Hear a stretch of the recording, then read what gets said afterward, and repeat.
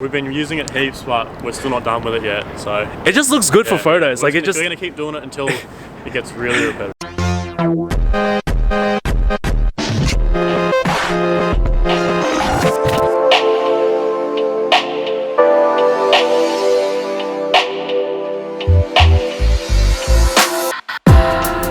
What's up, mate? What's going? Oh, what's going on? What's going, man? Do we have any idea where we're going? Fuck no, of course not. I fell asleep. Oh my god.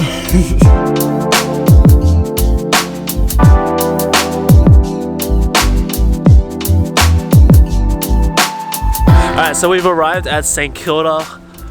Trying to catch sunset. It doesn't even look like it's going to be good. The question is, will it burn? Will it burn? Oh, it's definitely not going to burn. Okay. There you go, I got the answer. There we go. Look. Will not burn. Yeah, I was just sitting at home, so I figured might as well go out, shoot the sunset, and yeah, see what happens. A few moments later. Never mind, it just started raining, so pretty much everything we can't shoot. Otherwise, everything's just gonna get wet. Even this camera's getting wet. Oh no. The moment we get here and it rains, it doesn't even burn anyway. 12 seconds later. So we're just chilling under this. Just waiting out the rain. Still don't even know if it's gonna burn. No, it won't.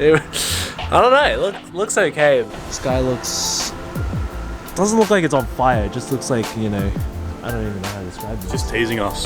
It's tease. It's a tease. It's just teasing It's us. a tease. Just enough to make you want more. Down there. If that sun hits that and explodes through, I will go Just start shooting. crazy.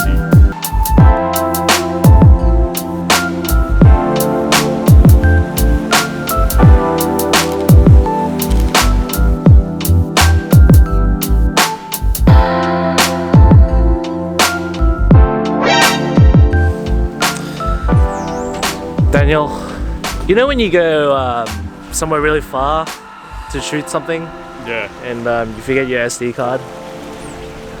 No. Really?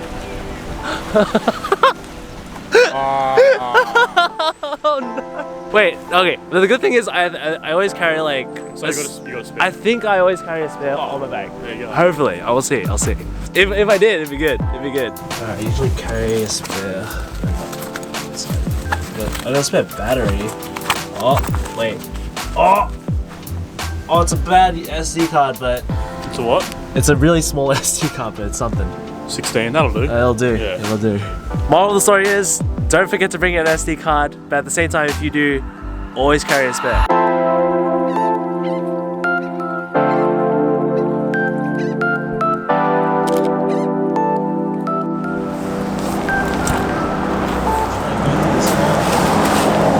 Without being seen and shit. Yeah. Alright, cool. So we just got to the bridge that we want to shoot at. In my past photos, I've been playing a lot with this light thing, and it's pretty much like a lightsaber, so it looks really cool in photos. But tonight I want to try doing some composite stuff. So I'm going to get Daniel to stand around in the photo holding the light in different colors, and we're going to see how it looks. We've been using it heaps, but we're still not done with it yet, so... It just looks good for photos. Like, it just... We're gonna keep doing it until it gets really repetitive. It looks too good. It just looks too good. A really good tip when it comes to doing composite photos is having a tripod, because obviously if you're throwing multiple photos on top of each other, you want all your photos to have the same background in the same spot. So having a tripod is going to keep your camera still while you're moving around in the photo. I've done a few composite things in the past, but tonight I want to try something a little bit different where I have a bit of a duality on both sides here that you can see on this side and on that side as well. So we're going to get Daniel just standing on each side for each photo.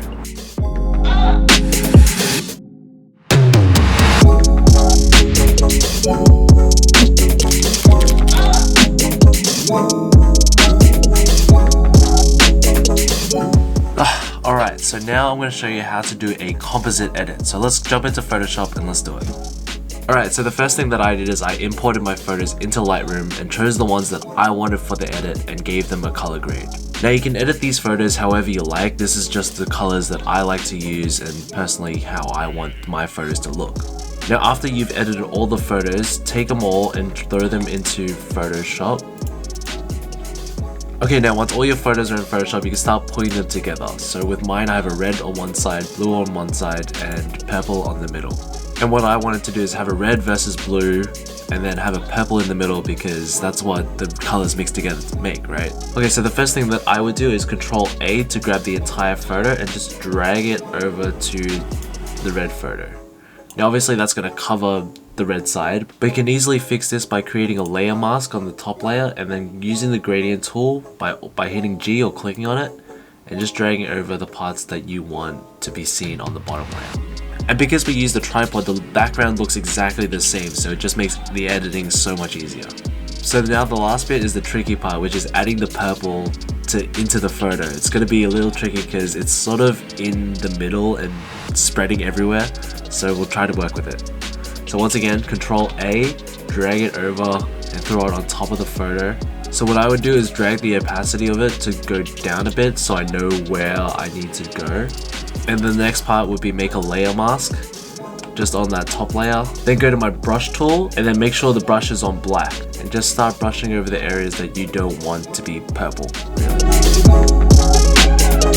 And now once you've figured out what you don't want purple, bring your opacity back up and you can see where the harsh edges sort of look and fix that up as well. And that's pretty much it. It's really easy. All you need is a tripod, a camera, and just some simple Photoshop. So all that's left to do now is just add a little final touches in editing in Lightroom and you're done.